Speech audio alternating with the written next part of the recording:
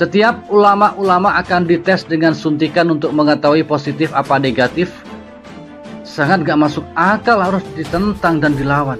Bisa jadi suntikan itu justru untuk menghabisi ulama dengan dalih pemeriksaan apakah ulama terindikasi virus corona. Waspadalah. Kenapa tidak presiden atau wakil presiden saja yang dites? Atau para menteri dan wakil rakyat yang dites terlebih dahulu? Kenapa jadi ulama yang selalu bersih karena sering berwudu? Aneh kan?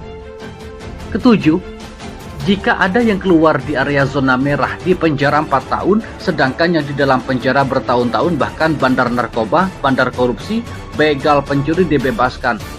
Akal sehat yang mana dapat menerimanya? Apakah penjara sengaja dikosongkan untuk menampung para ustadz dan ulama yang berani melawan pemerintah? 8.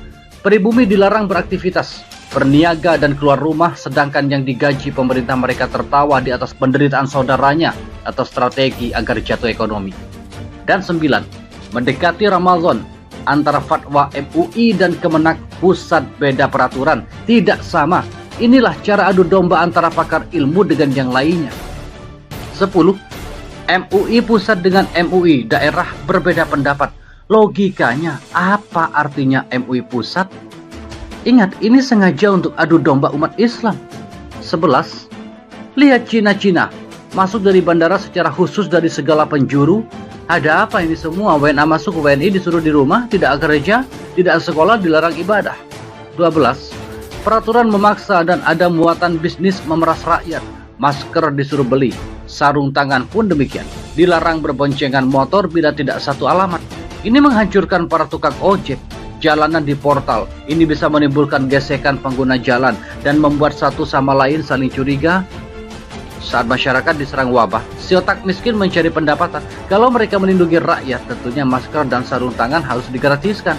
PSBB hanya membuat ketakutan tambahan bagi pengguna jalan. Semoga Allah Subhanahu wa Ta'ala membalas kezaliman mereka.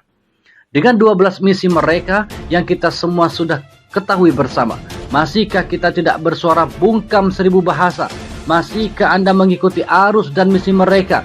Masihkah kita akan terus bercerai-berai? Sampai kapan kita diam? Jumlah kita lebih banyak. Apakah seperti buih di lautan? Kasihan umat kebingungan, ketakutan, dan kesusahan. Sadarlah wahai saudaraku umat Islam. Mari kita sadar, bergerak, melawan dan bersuara sampai kalah kebenaran lawan kezaliman ini. Hanya satu kata, lawan. Hidupkan kembali masjid dan dakwah. Ikuti perintah Allah Subhanahu wa Ta'ala dan abaikan imbauan manusia yang bertentangan dengan Al-Quran dan As-Sunnah. Pengaruh komunis ini pun juga terbukti dengan upaya lembaga pemerintah untuk menghapus salam semua agama. Upaya penggantian salam Pancasila adalah upaya menghapus keberadaan agama itu sendiri.